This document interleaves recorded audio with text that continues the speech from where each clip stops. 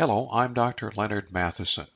This is Faithful Brain Foundational Lesson 5. The focus in Lesson 5 is going to be on Carol, my client, whom I discuss in Chapter 3 of my book, Your Faithful Brain, Designed for So Much More. In today's lesson, I'm going to present the Healthy Hippocampus Exercise and how I used it with Carol to help her develop bravery or courage to deal with the situation that she was in. Carol was a 30-year-old registered nurse who came to me with difficulties with insomnia, self-confidence, and anxiety.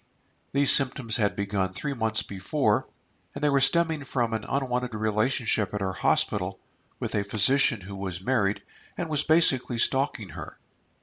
As Carol told me, we were friends and co-workers, but I definitely didn't want to be involved in a relationship with him.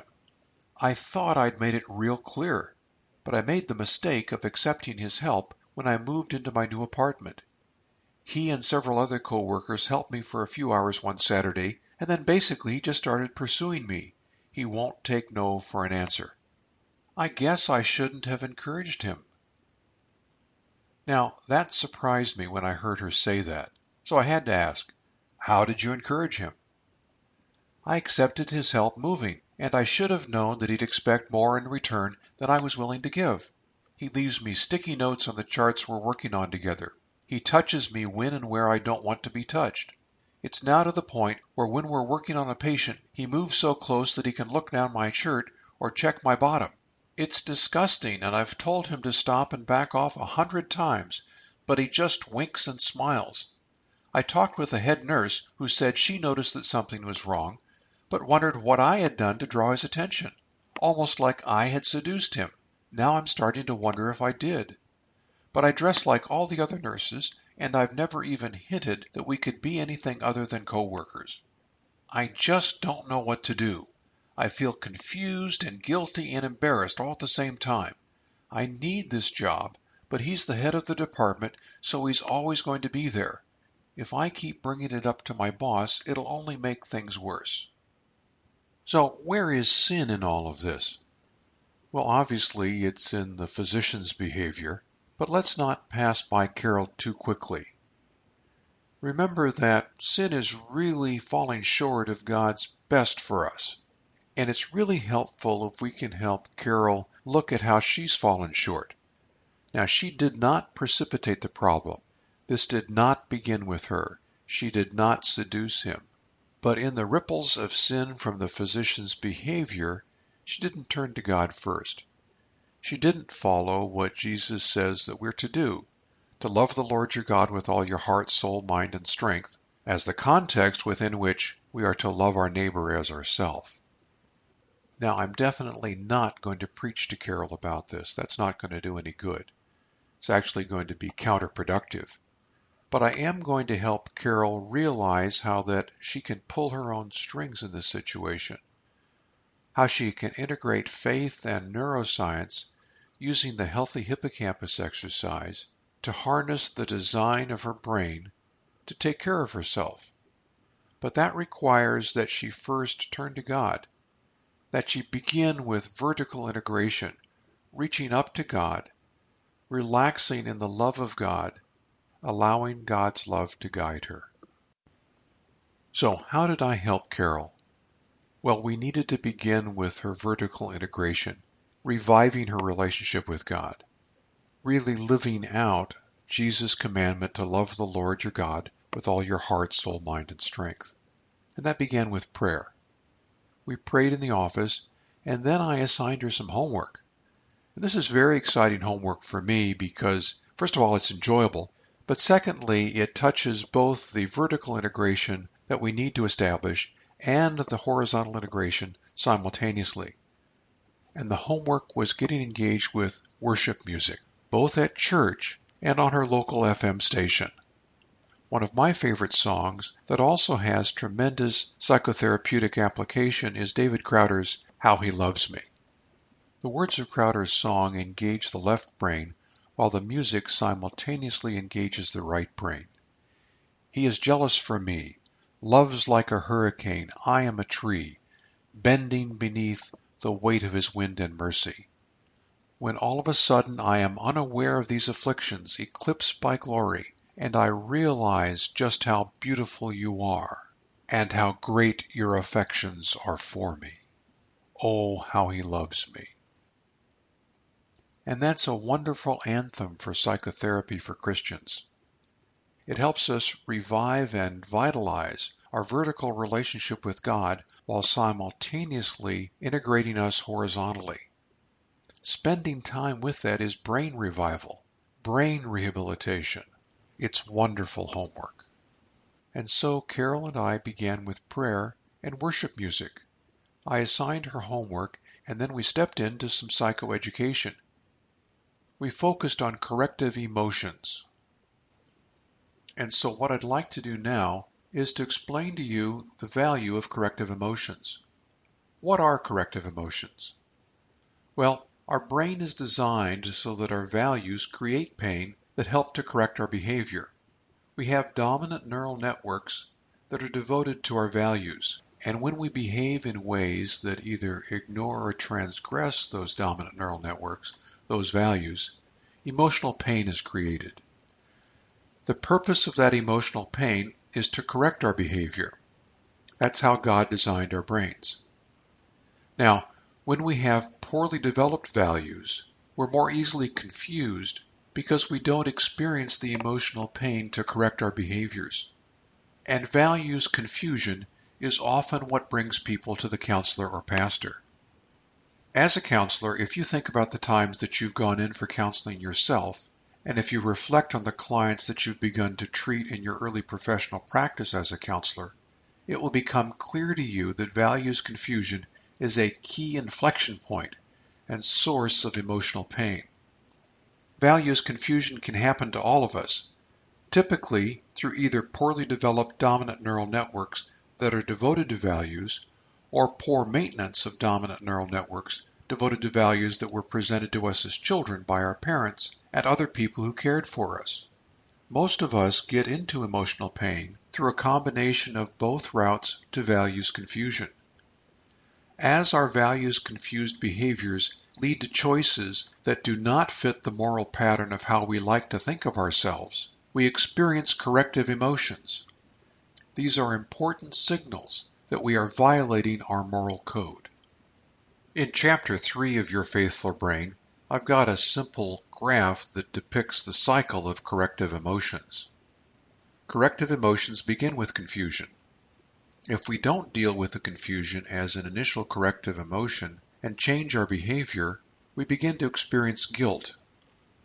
Next, if we don't recognize the guilt as a corrective emotion and use it to change our behavior, we experience embarrassment.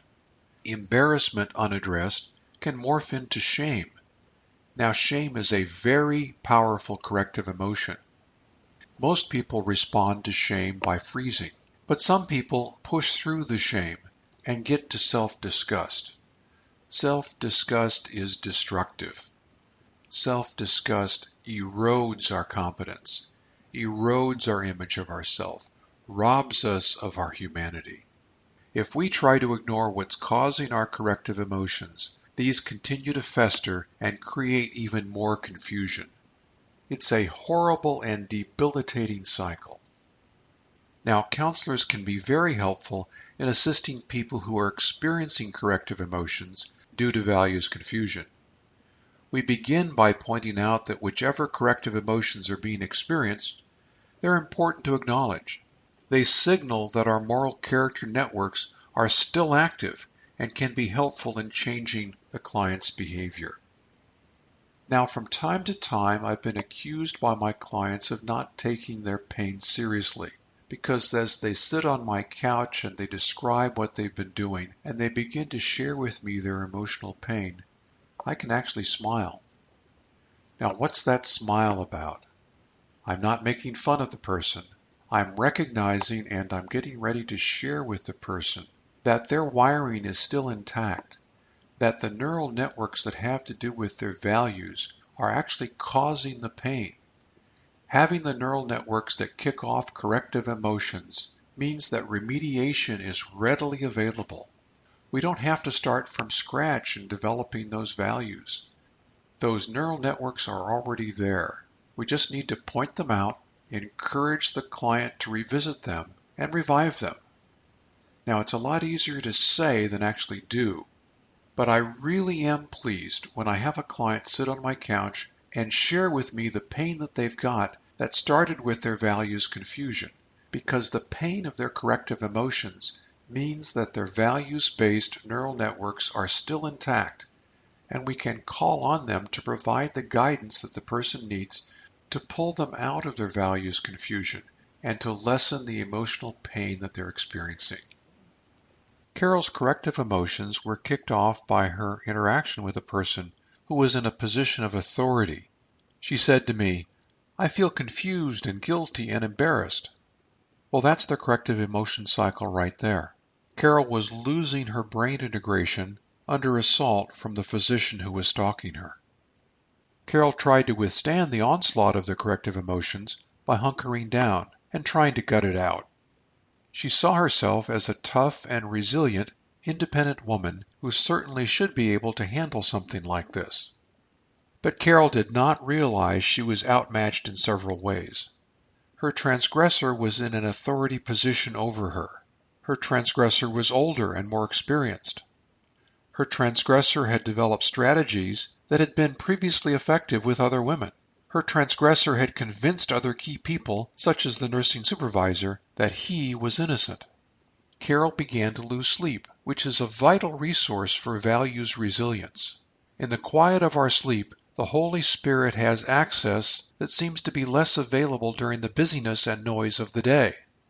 I admit that I do not fully understand this, but neuroconsolidation seems to be a tool that the Holy Spirit uses frequently in my life and in the lives of my Christian clients as they work on their faithful brain development through brain restorative sleep.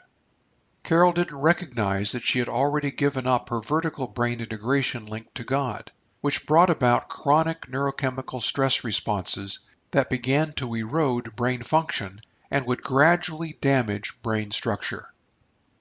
And it's so easy to disrupt the designed-in integration of our brains.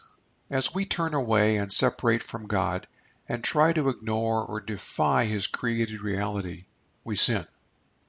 From a brain-based perspective, sin interferes with heart, soul, and mind integration.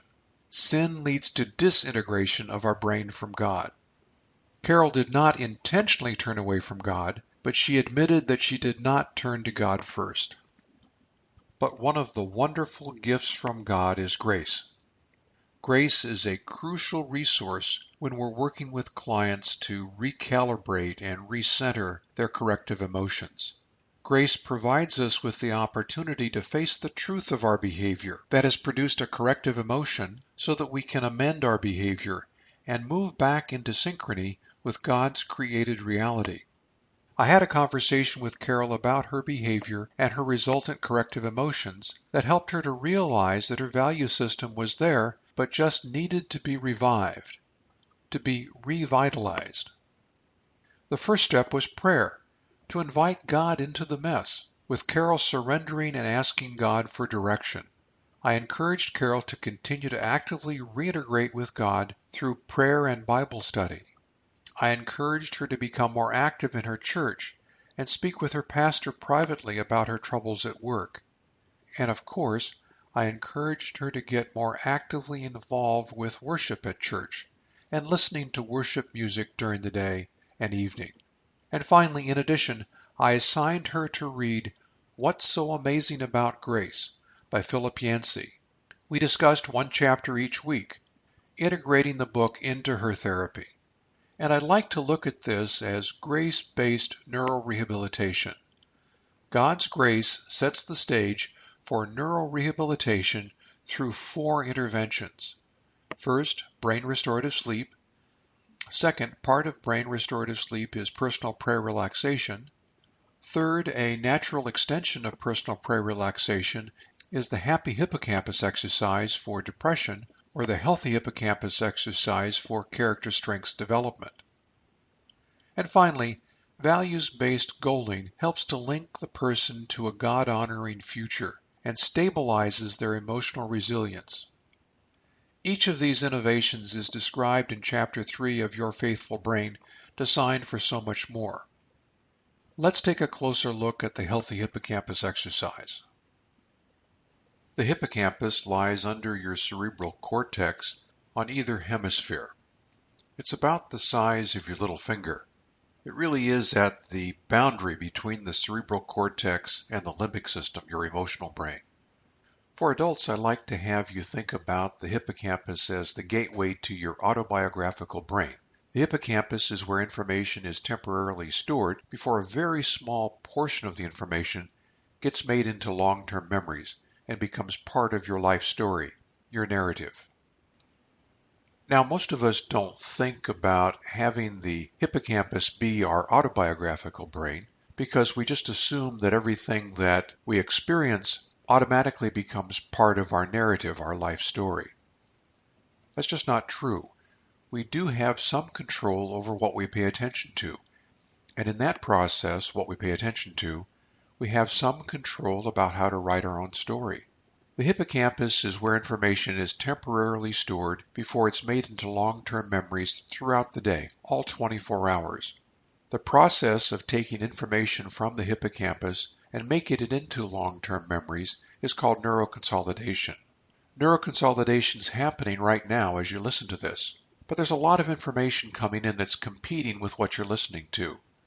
There's a lot of information coming in that's competing with what you're trying to pay attention to. And so neuroconsolidation is pretty inefficient right now. Neuroconsolidation is much more efficient and powerful while you sleep. And that's the key for the Healthy Hippocampus Exercise and the Happy Hippocampus Exercise. Now, the difference between the two is just slight in terms of the focus. The Happy Hippocampus Exercise focuses on improving optimism. It's an extension of the 3 Blessings exercise that was developed at the University of Pennsylvania to help treat depression. It's a very effective strategy for dealing with depression.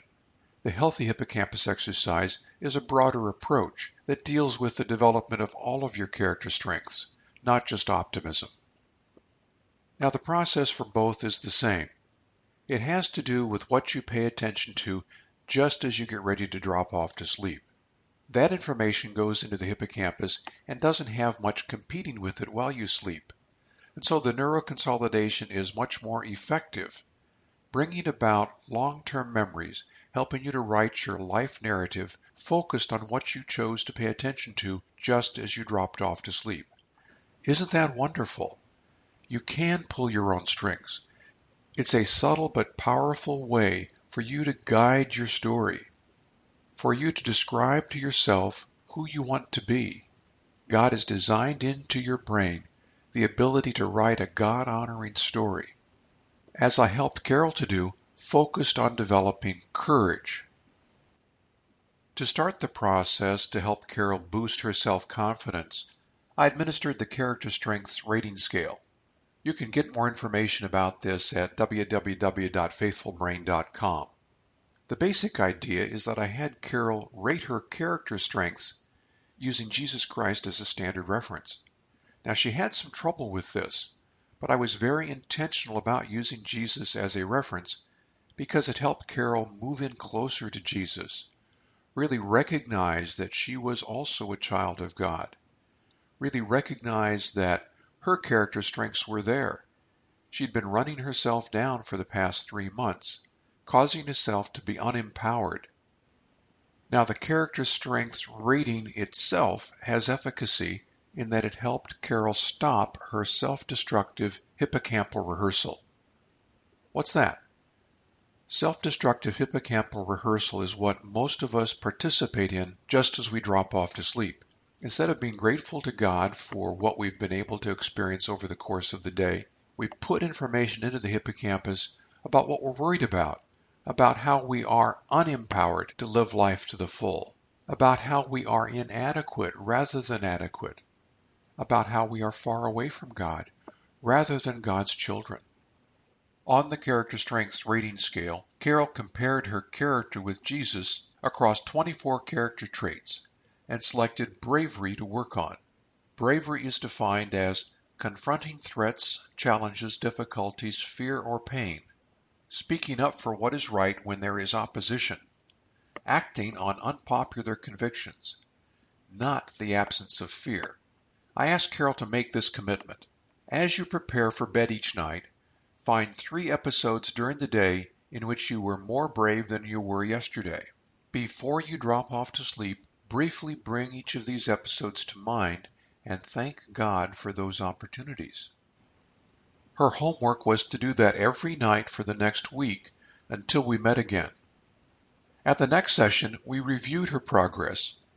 She told me, some days it got to be late in the day and I hadn't done anything that was brave, so I had to come up with something. Usually it wasn't much, but I was amazed that I could, even helping some of my friends be more brave.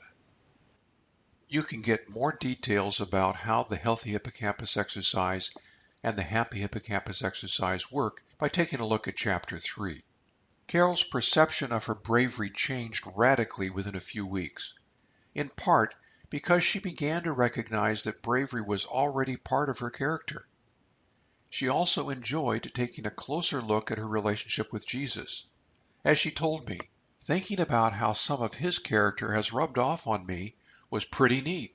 I really saw how Jesus has been influencing me more than I had imagined. Taking these steps, Carol was quickly able to improve her anxiety and insomnia. Her self-confidence developed slowly but surely. She began to realize that she did not need to feel guilty or embarrassed about this situation. Carol had been caught in the ripples of another person's sin. Carol began to explore formal legal action against the physician and her employer, but she was ambivalent. His wife is a wonderful person, and he's got grown kids who'd be horrified if they knew how their father was acting.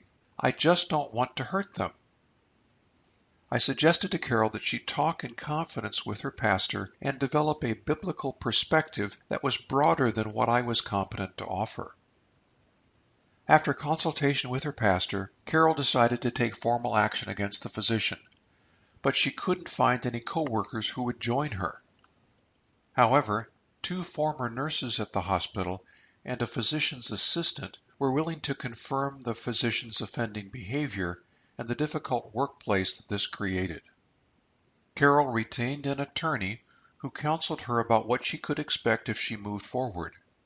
Her excellent work history allowed her to choose to leave the hospital and work for a home health agency across town. In her hospital exit interview, she described once again to her supervisor the physician's pattern of behavior and asked that it be investigated. After not hearing anything from her former employer for 3 months, Carol's attorney wrote a letter to the physician and hospital administrator that immediately brought action. After receiving a personal letter of apology from the physician and her nursing supervisor, and a promise from the hospital administrator that the physician would be reprimanded and required to participate in counseling, she stopped short of filing a lawsuit. Though she hadn't asked for it, Carol was offered an opportunity to return to her former position with a salary increase, but she declined. Today, Carol is a healthy, happy, emotionally resilient nursing professional. She's got a great reputation as a person of integrity. And so, what have we learned from Carol's story? Well, let's address the first question. Why must I start with God? Brain integration begins with God so that we can be realigned with God's created reality. This is another way to consider Jesus' instructions that we are to love God with all our heart and soul and with our entire mind. Sin separates us from God, disrupts brain integration, and makes it easier to separate from God even further.